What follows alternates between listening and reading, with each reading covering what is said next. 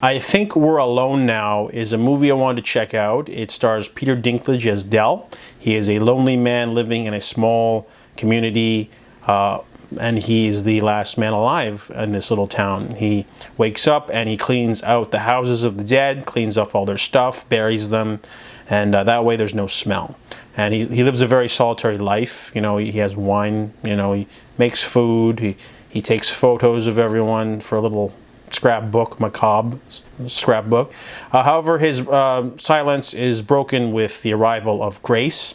She sets off some fireworks and then gets into a drunken car accident, and she's sort of lost and doesn't want to go, so he allows her to stay. And you know, she's very loud and sort of, you know, the opposite of what he is. He's into quietness, but she's like very brash and crude.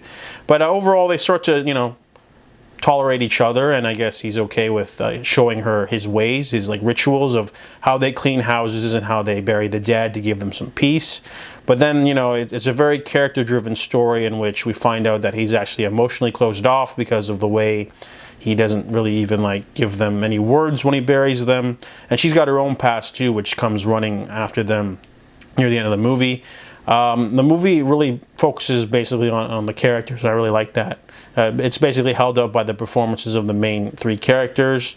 Grace's dad shows up at the end to take her away, and Dell has to like sort of face the sort of, you know, reality of, you know, of society coming back. And it's very interesting. The sci-fi elements aren't pushed on too much. It's mostly about the interactions of grief and loss and loneliness, and there's a lot of interesting themes there. The ending's a little bit abrupt. There's not much to do.